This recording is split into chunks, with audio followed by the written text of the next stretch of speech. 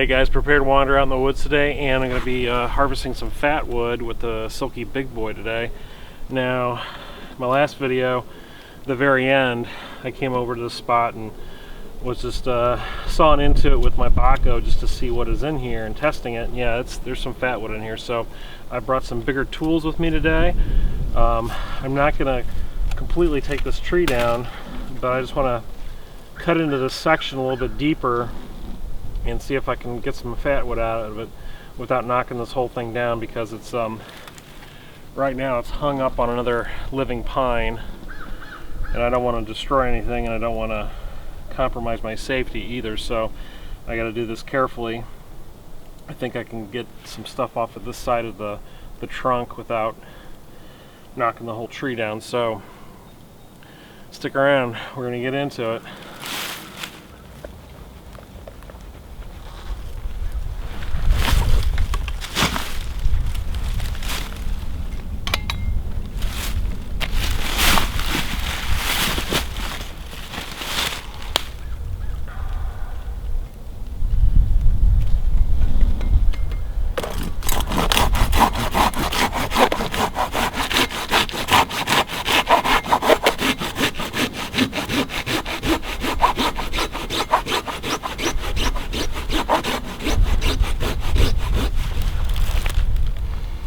I can smell that turpentine.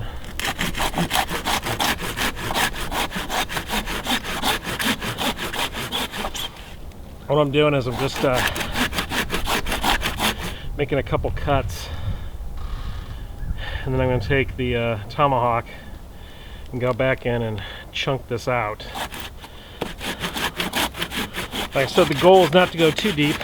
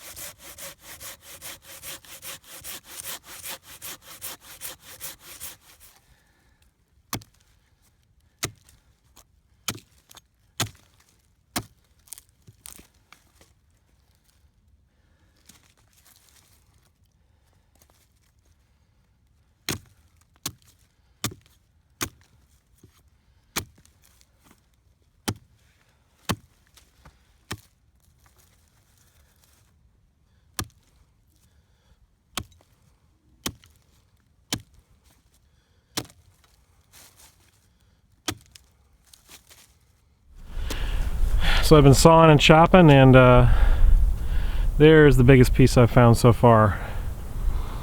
And it is strong, you can smell it. As soon as you start cutting into it, and you can see that rich amber color.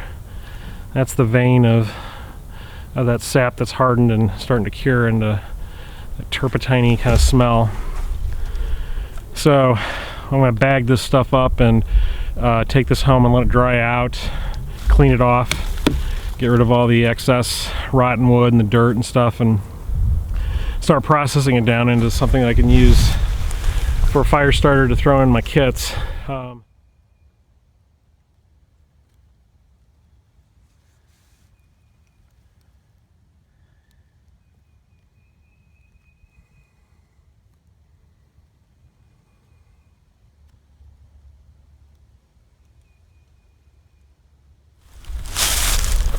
Alright, so today the only knife I brought out with me is the White River Backpacker, sold by 5 Call Survival Supply. I'll put a link down below.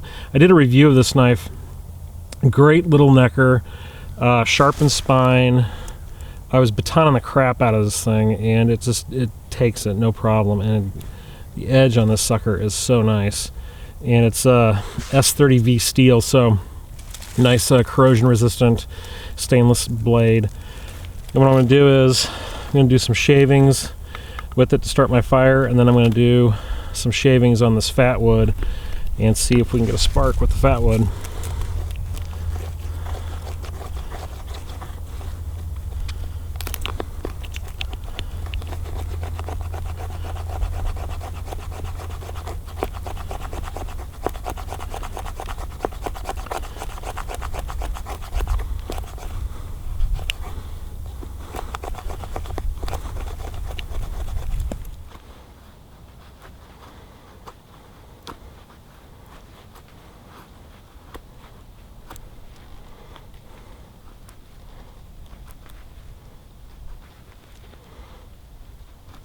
I can smell that Fatwood all the way up here, cutting into it.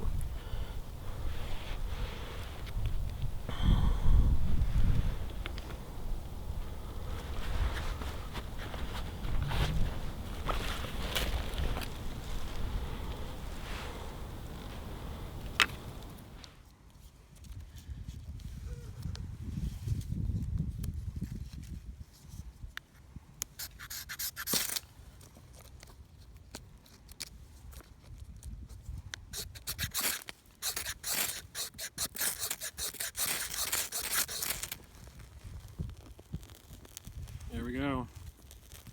Sure you guys see this. A couple strikes in the ferro rod, that Fatwood went right up.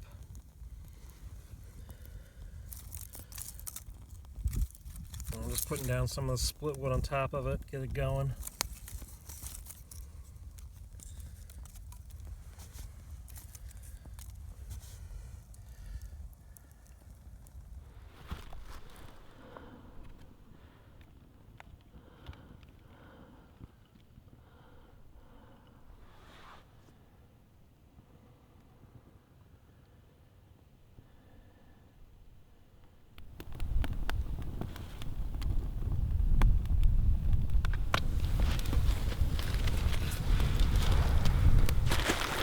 Alright, so what's on the menu for today?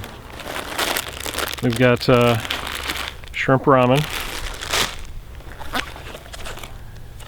We've got bumblebee spicy Thai chili tuna. And then I brought a bag of some veggies that I had cut up at home. These are green onions and red peppers, so we're going to add that too. So that's going to make for a nice lunch. I can't believe how quickly that Fatwood went up with a ferro rod. So basically what I did is, hopefully you can see it well in the video, but I just was slicing off some real thin slices of that piece of Fatwood, exposing it, and as soon as I cut into it, you could smell it. It was so powerful to smell. A couple strikes of the ferro rod, and it took a flame real quick. And then I transferred it over to my fire down here, which I already had prepared. I had the wood all split and ready, so I just had to add that to it, and then I put a feather stick over on top of it, and then I collected some small branches, just some twigs to put on top of that, and no problem getting the fire going. It was very, very quick. So definitely Fatwood is a great resource if you have it in your woods. I can't always find it out here, but I'm lucky enough in this spot that there are some pine, and there's some there's of course that big dead standing one that I was able to harvest today. So tools I used was the Silky or the Silky Big Boy. This actually, I got the saw just last night in the mail. I've had the saw before and had it for a number of years, used it quite a bit, and then kind of got rid of it, forgot about it, and then started watching some more videos online, particularly Survival Russia, which is a great channel. If you guys haven't seen that yet, check his channel out. I love his channel. He uses a lot of Silky saws, and it kind of renewed my interest in these. So I thought, well, I want to give it another shot, and I'm glad I did, because just the Big Boy just gives you so much more cutting distance compared to a smaller saw like a Baco. And if you're using a bow saw with a frame, there's a limit to how big you can cut because that frame gets in the way. Well, this doesn't have that limit. So these are a pull cut only saw. but they cut amazingly well, and I'm glad I got another one, and I'm glad I'm starting to use it again. So this is going to be going in the pack with me. So there's the tools I used today: CRKT T-Hawk, White River backpacker, sold by 5 Call Survival Supply, great necker, and then the Silky big boy. And that's all. Sometimes you don't need a big axe, sometimes you don't need a big knife. You can make do with smaller stuff, you just have to know how to use it. And you know, definitely a saw is probably one of my #1 pieces of equipment that I always take with me. No matter what kind of pack I have some type of saw with me that I can cut down stuff, because it comes in handy a lot more than a hatchet or an axe, in my opinion. So